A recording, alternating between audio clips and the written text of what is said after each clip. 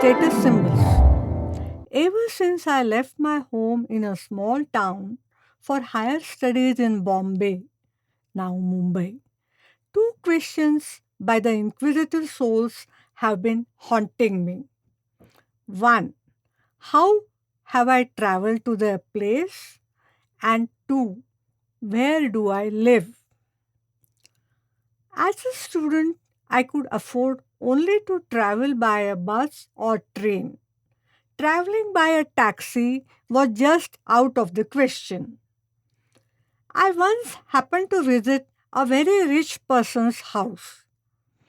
The moment a servant opened the door, a small child of 3 years came running with a natural curiosity to see who the guest is.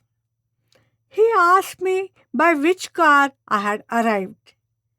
Rolls Royce, I said.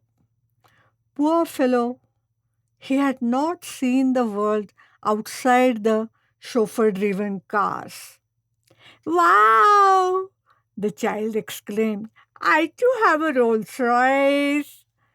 And he ran inside to search for the Rolls Royce in his toy car collection.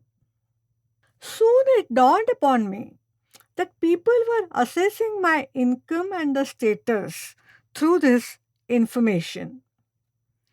So I started fooling them and having a good fun by seeing their puzzled faces. I came by the cart number 11. I told the very first personal manager I met in my maiden visit to a factory. Cart number 11? What vehicle is this? He asked. Well, this is a vehicle specially meant for my class of people, I told him.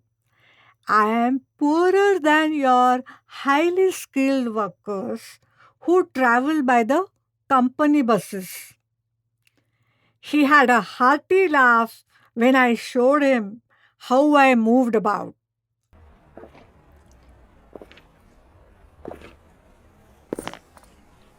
When my status was upgraded in the eyes of the industrial personnel, I was given the facility of sharing a white colored van meant for very senior executives. The company had orange colored buses for managers and blue buses for workers and the staff. In the entire first week of my fieldwork, 3 days went in telling people how I had reached the factory.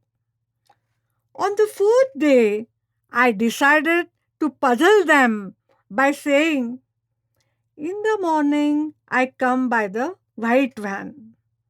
If I wish to leave early, I take your orange bus. And the day I wear a blue sari, I take the blue bus. I am very particular about matching in every respect, you know. My knowledge of status symbols improved as I moved from one office to another as a visitor. In winter, I happened to visit a government office in Delhi. I was sitting in the visitors' lounge and expecting the CEO to arrive any moment. Just then, a man in a three-piece suit passed by. Is he the big boss? I inquired with the peon. No, no, he is the section officer, he said.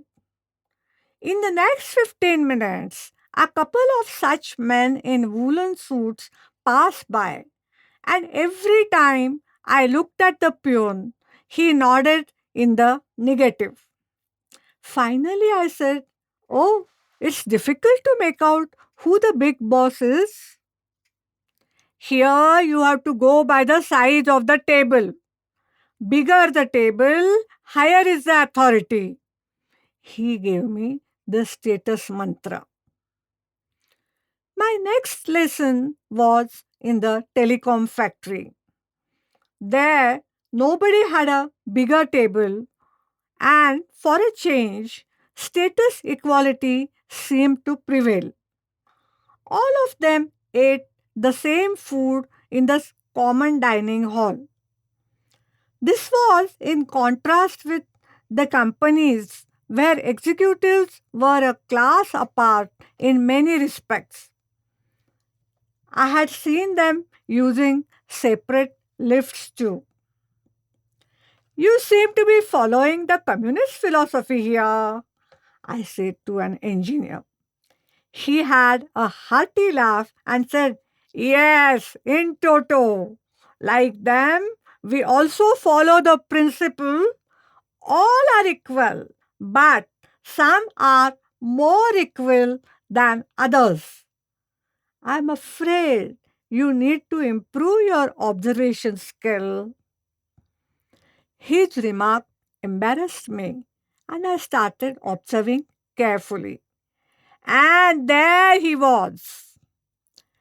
It was not the size of the table, but the size of the phone that mattered. The executive's phones had many facilities like voicemail, STD, fax, etc. You must have guessed it correctly that those were the pre mobile days.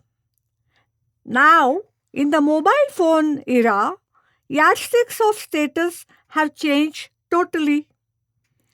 Recently, I was accompanying a society lady to meet the municipal commissioner.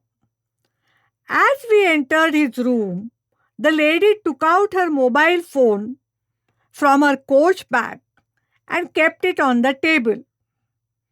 Unlike me, she kept it upside down. Oh, suddenly it struck me that she kept the half eaten apple on display. Just last week, I was an invitee for an after dinner talk at a elite club. I knew that the audience would be half asleep after the drinks and a five-course dinner, so I had decided to tell them only a few funny anecdotes. As the men were busy with texting and women were touching each other's saris and discussing details of sari shopping, I could observe them closely while speaking. Men were in Lacoste shirts. Some of them had the Mont Blanc pen peeping out from their shirt pocket. Another gentleman was looking at his watch frequently. My goodness, is he bored with my talk? I thought. But from his great style of looking at the watch, convinced me that it was the Omega watch. A couple of them had brought their iPod and kept it open in front of them. But nobody seemed to take notes as per my expectation. I suppose they had a strong memory. Then, what was the iPod for? It is for you to guess, my friends. Our high ranking military officers and the IAS officers have different yardsticks of status.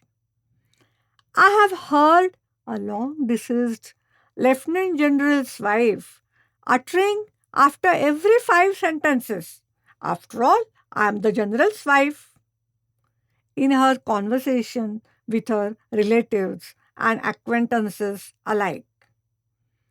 These officers' wives lose their charisma when their husband's chair says goodbye to them. All the status and facilities they enjoyed, a chauffeur, gardener, orderly, and a battalion of servants, disappear overnight. The men find it tough when nobody salutes them. Their wives cannot live without servants who were at their beck and call 24 by 7. Our politicians have different yardsticks of status. To be seen moving about in the minister's convoy is in itself a great status symbol. The white ambassador car with a pilot car moving ahead is a thing of the past. Now, heart of hearts, every member of parliament has only one ambition: to get the Z plus security. Instead of walking with his family and friends, he wants to move about in the company of commandos. A very big dream, eh?